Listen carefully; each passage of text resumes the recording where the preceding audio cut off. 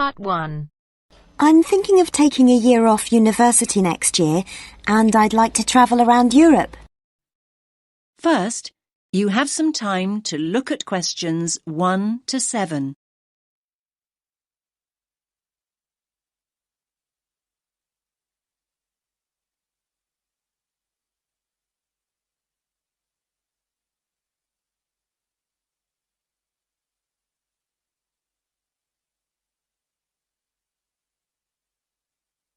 Listen carefully to the first part of the conversation and answer questions 1 to 7.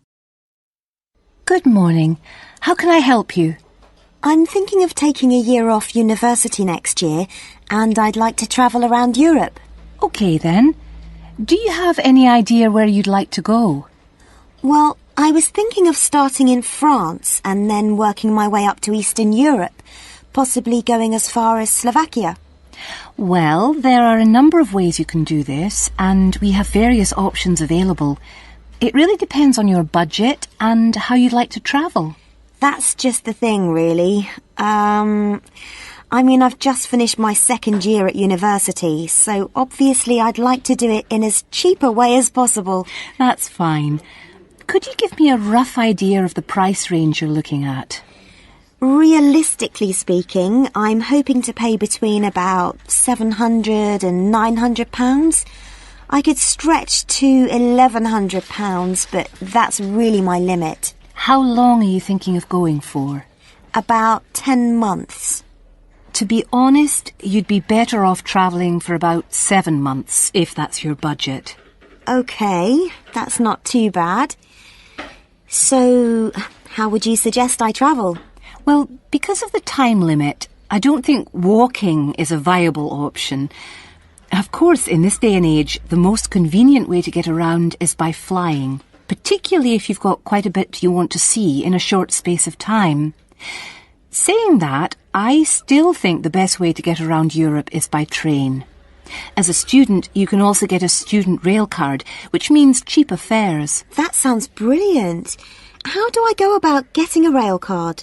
Well, if you decide that's what you want to do, then we can organise that all for you. You'll need to fill in a form and provide us with 2 passport photos, and we'll do the rest. It costs about £36 plus about £10 administration costs. Great. That's really not expensive at all. And what about buses? I was just thinking if I decide to go to places which are a bit more remote. There are always local buses, but these are not always a good idea. They can be quite unreliable and in some areas quite dangerous because the buses tend to be overcrowded and some of the drivers drive way too fast. So I would suggest you don't do this. That sounds quite frightening. So what are my options then? You could hire a car, but it can be expensive. Still, I do think if you're thinking about going to smaller towns and places which are off the beaten track, then hiring a car is by far the better way to do it. You can also look at sharing the costs by hiring a car with someone else. That's a good idea. I guess I could put a message on the internet. You could do that, but don't forget that you meet people when you're travelling, and you'll probably find someone who's going to the same place as you are. That's true. I want to stay in youth hostels, so I'm sure I'll find people who are interested in going to the same places. Oh, one last thing. What about taxis? I was thinking about if I go out at night. I use taxis all the time here. But taxis abroad are a different story. In certain countries, they're no problem, but by and large, taxi fares are high. Oh. If you do go out at night, try walking home, but make sure you don't do this alone. Try and find people to go out with at night or come home at a reasonable time. But if you're staying in youth hostels, you should find plenty of young people to go out with at night. I'm sure I will.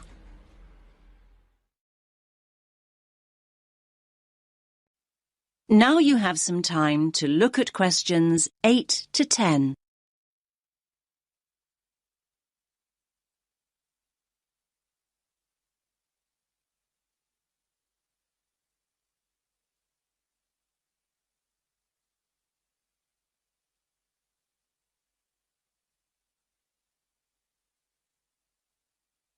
Now listen to the next part of the conversation and answer questions 8 to 10.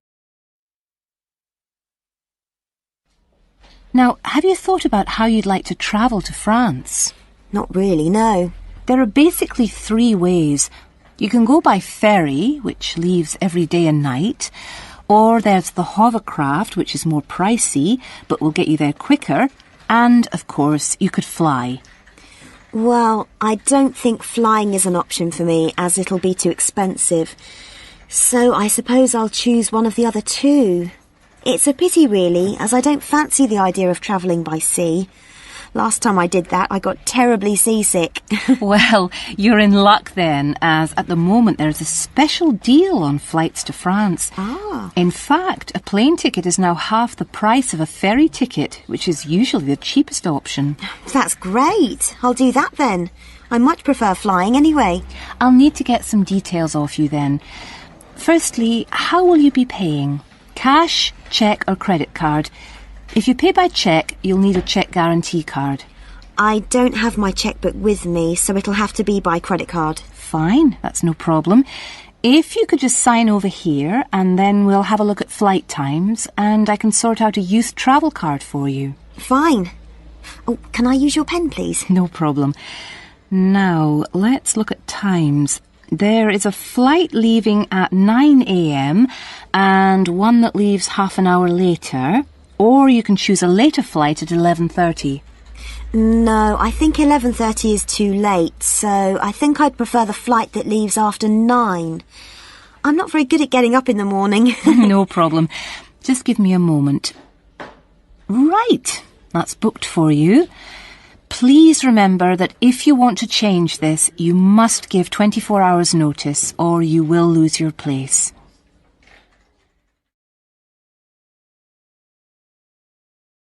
That is the end of part 1. You now have half a minute to check your answers.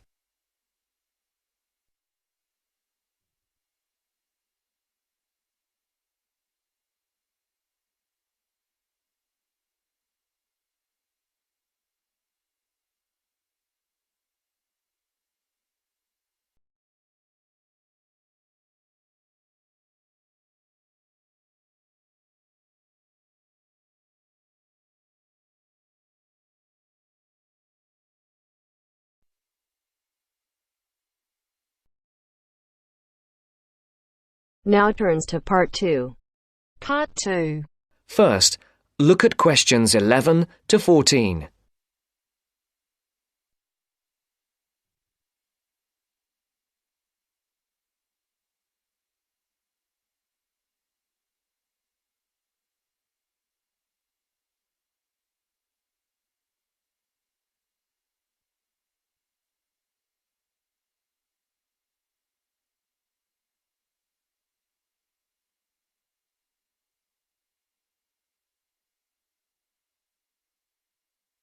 Listen carefully.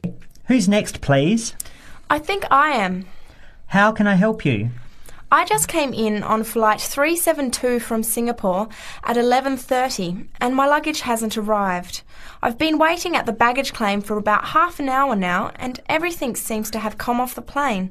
The conveyor belt has stopped and all the passengers have gone. So I came here to find out what has happened to my bag. Can I see your ticket, please?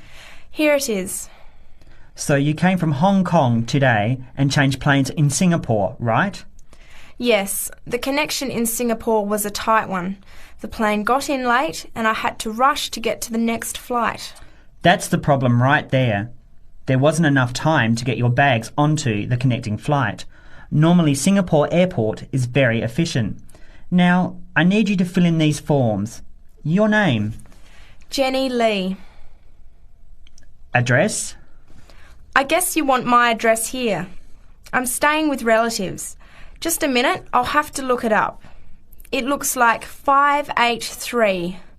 No, it's 533 East 67th Street in Riverside. Do you have the phone number there? Yes, I do. It's 9301 4269. So you came in on Qantas Flight 392. Do you know the number of the flight out of Hong Kong? Let me see. I think it was Cathay Pacific 900 or something. Oh yes, it says here, CX 912.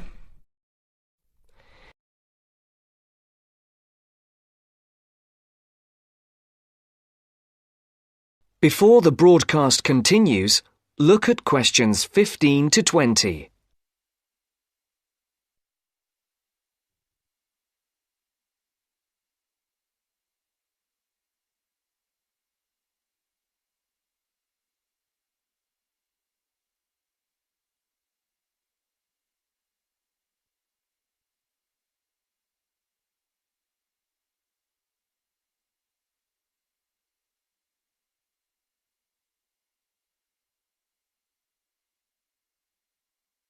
You will now listen to the second part of the talk.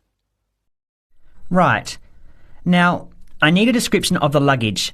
How many pieces did you check in? Just one. Can you describe it for me? Here is a picture to help you. Okay. It's a big bag, like this one. Rectangular. Not hard shell, but soft covered, and it has a zipper around the front. Is it black? No, sort of a grey colour. Any identification? Just a tag with my name on it. Any other features? Well, it has wheels and a retractable handle on the end, so you can pull it, as well as the handle in the middle. OK, that's fine. Now, if your bag missed the connection, I'm sure it'll be put on the next flight. I'll email Singapore as soon as I finish here. The next flight comes in at 17:50. That's 10 to 6 this evening. You can pick it up then. 10 to 6? That's too long to wait. Can I get my uncle to pick up the bag on his way home from work? Sorry, you have to be here yourself to clear customs. Of course, I almost forgot. Will the bag come here, to this desk? Yes. You pick it up here, then take it over to the customs area. By the way, don't forget to bring your passport. You will also need to have the key plus your ticket with a baggage claim number on it. Oh, okay. Guess I'll have to come back tomorrow then. It's lucky I packed everything I need for now in my carry-on bag. Yes, that's always a good idea. Be prepared. That is the end of part 2. You now have half a minute to check your answers.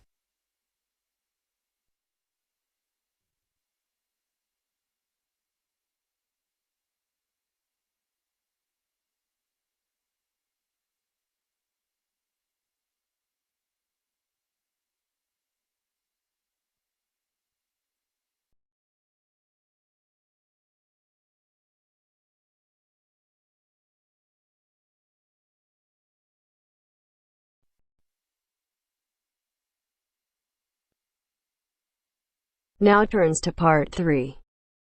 Part 3.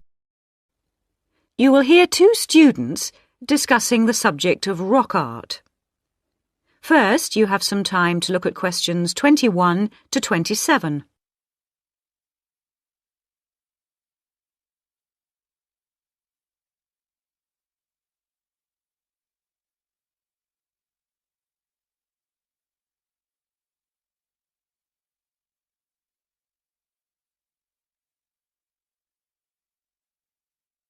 Now listen carefully and answer questions 21 to 27. Hello, David. Oh, hi, Mia. Sorry I'm a bit late. Oh, no problem. Thanks for agreeing to help me with my assignment today. I really needed to go over it with someone. Sure. You were going to talk about European rock art, weren't you? Yes, the rock drawings in the caves of Lascaux in western France. Oh, fantastic. Over 13,000 years old, I believe. What sort of drawings are they? They're drawings of animals on the whole, but you can also find some human representations, as well as some signs. There are roughly 600 drawings at Lascaux. Really? Were they mostly pictures of bulls? Well, no, actually. The animal most depicted was the horse. Have a look at this graph. It shows the distribution of the different animals. You see, first the horse, and then, after that, a sort of prehistoric bull. Oh, OK. That's interesting, isn't it? And the third most commonly drawn creature was the stag. There were some other animals, but these are the main ones. What are the drawings like? I mean, what sort of style? Well, the bulls are depicted very figuratively. They're not very realistic. They're very big by comparison to the other drawings of people and signs. They appear to be almost three-dimensional in some cases, following the contours of the cave walls, but of course they're not. Amazing. Perhaps they felt these animals were the most impressive and needed to be represented like that. Yeah, maybe. The drawings of humans, by contrast, consist of just simple lines, like the stick figures my little sister draws.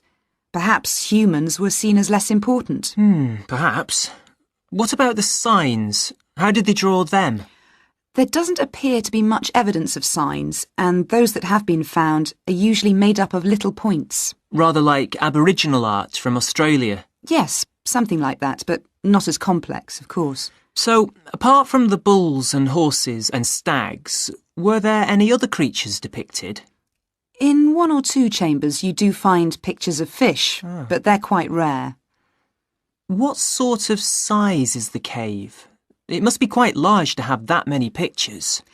Well, it's actually a number of interlinking chambers, really. Here's a map showing where the different drawings can be found. Oh, good. Let's have a look at that.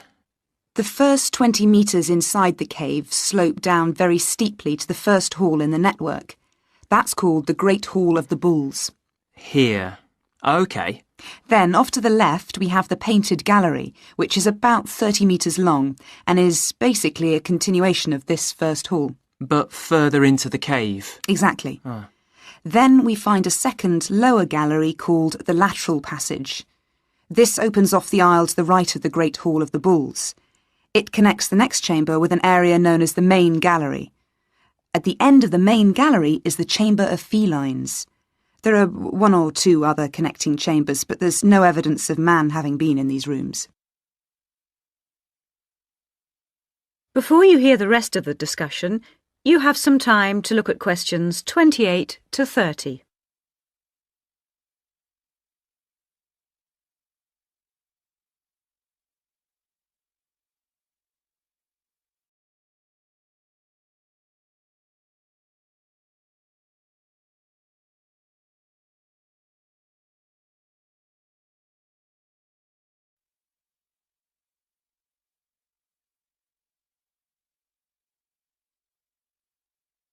Now listen and answer questions 28 to 30. Is the cave open to the public today? Well, no, because after the initial discovery in 1940, it was opened and literally millions of people came through to see the drawings. Then, in the 50s, the experts started to worry about the damage being done to the drawings, and the government finally closed the Lascaux cave in 1963. Is that so? It wasn't really the tourists that were doing the harm, but the fact that after thousands of years the cave was suddenly open to the atmosphere, and so bacteria and fungi started to destroy the pictures. You need a special permit to enter the cave now, and very few people can get that, unless they're scientists or have some official status. It's a shame, but I can see that they had to do something to protect the cave. So that means you can no longer see this rock art? Well, not exactly. What they've done is recreate the drawings in a man-made cave, which you can visit. Oh, brilliant. Yeah, the authorities decided to reproduce the two best sections of the site, so they've created a life-size copy of the Hall of the Bulls and of the Painted Gallery. It's just a cement shell, which corresponds in shape to the interior of the original. So now you can visit the caves without actually harming any of the 15,000-year-old paintings.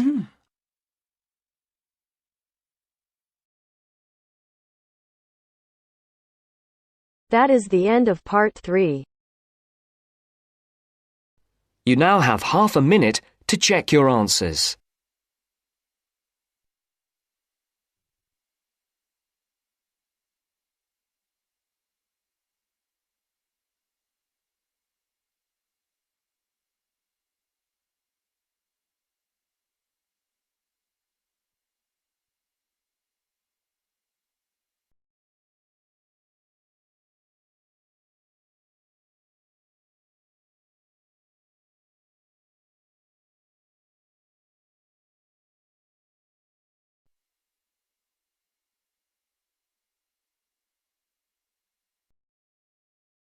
Now turns to Part 4. Part 4. You will hear a talk given by Dr. Miranda James. First, you have some time to look at questions 31 to 35.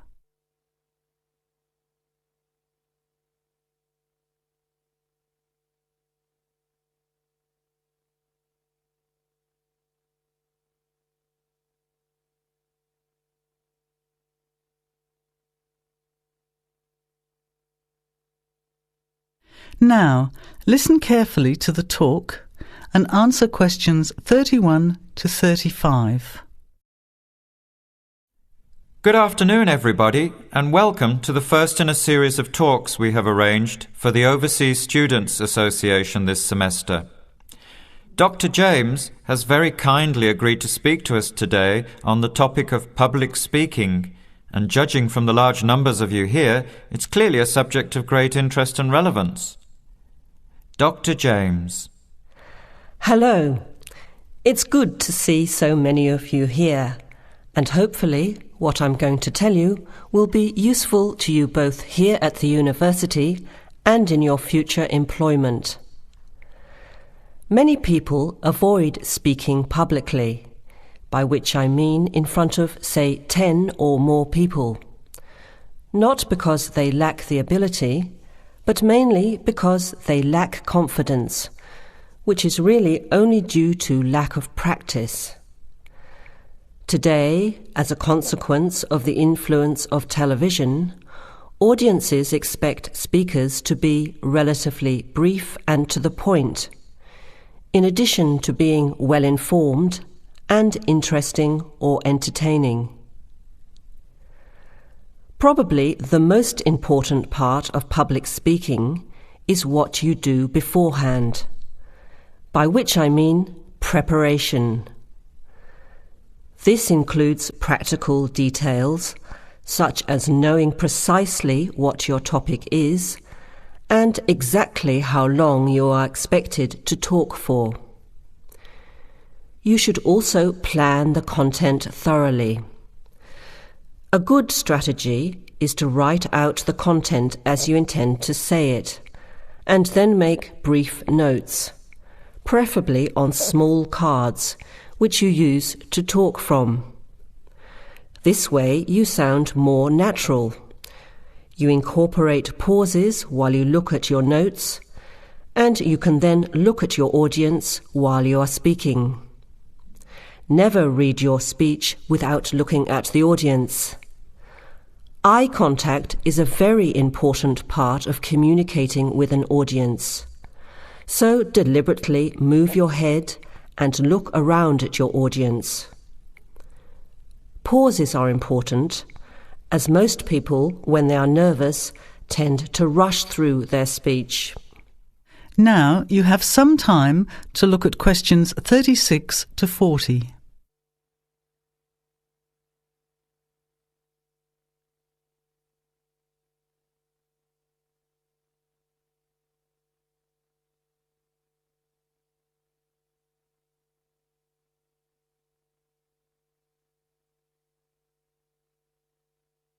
Now listen and answer questions 36 to 40. Practice speaking slowly. This gives you more time to pronounce your words correctly. It's always easier for your audience to listen to someone whose speaking is clear and calmly paced, so that they can understand the ideas being explained. And the bigger the group, the more slowly you should speak. Remember to project your voice, speaking clearly to the person furthest away from you. It's a good idea to rehearse and record yourself. Pay attention to your intonation when you listen to yourself. It's even harder if you're speaking in a second language, I would imagine. But there's nothing worse than listening to a flat, monotonous voice. So try to vary your tone and rhythm. This will add meaning to your words. Lastly, pay attention to both your posture and your gestures. A confident person stands or sits in a small group with their head up, chin out and shoulders back. Try to avoid scratching or fiddling with your hair or beard or pens, jewellery and so on. These movements can distract and irritate your audience. Yet you may be unaware of them yourself. Another reason for rehearsing, preferably with feedback from a friend, or better still, on video. I hope these few tips will make your experience of speaking in public a little easier. Remember, practice makes perfect. That is the end of part 4. You now have half a minute to check your answers.